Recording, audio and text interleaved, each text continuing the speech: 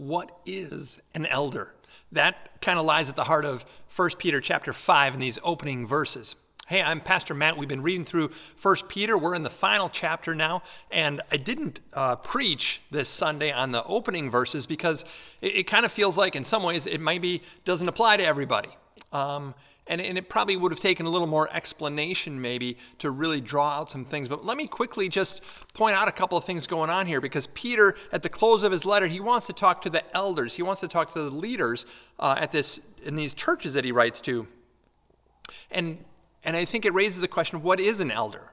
And in some cultures, elders have a prominent position in a community. And in some cultures, it's simply the patriarch of the family, or the matriarch in some instances. It's those who have gone before. It's the older generation. That's the whole point of the elder phrase. But I want you to notice that for Peter, it's not just about being older.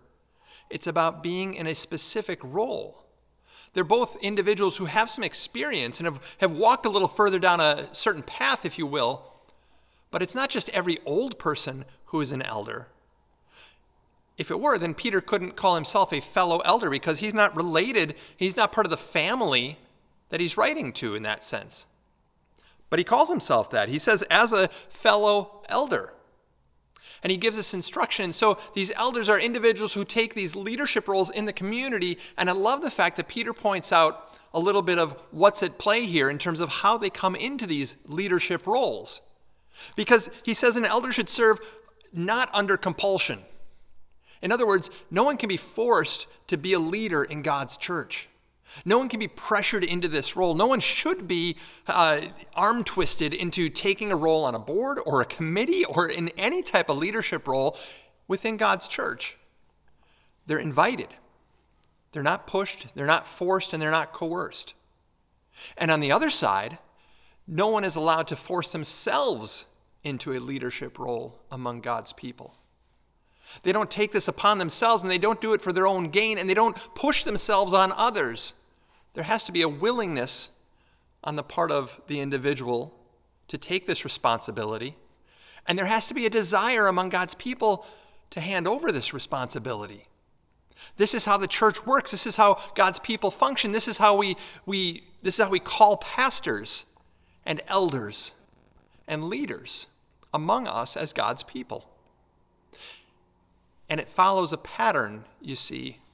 It follows a pattern of servant leadership laid out by our Lord, Jesus. Because he doesn't force himself on us. He simply invites us to follow his leadership. And we, as his sheep, recognize his voice, and we willingly follow. See, Peter learned this. Peter got it. Peter had something sink in as he heard those words at the end of John's gospel when Jesus walks with him and he tells Peter, invites him really, to feed my lambs, to feed my sheep, to feed my lambs, to be a shepherd to God's people. Put yourself out there, Peter. Be willing to lead and see who would like to follow you as my servant, Jesus says. And so Peter hung on to that picture, and now he speaks to some fellow shepherds. And he points them as well to the picture that he has for what it means to truly lead in God's church. He points to the great shepherd, the one who leads and feeds him. And that's what each of us do. As we find ourselves in roles where we lead and feed others, we desire to point them constantly to our great shepherd, the one who leads us, the one who feeds us, the one who's gone before us and cares for us. Jesus, the good shepherd. He's your good shepherd and mine as well. And if any of us leads among God's people, we only hope to give them a glimpse of what his leadership looks like.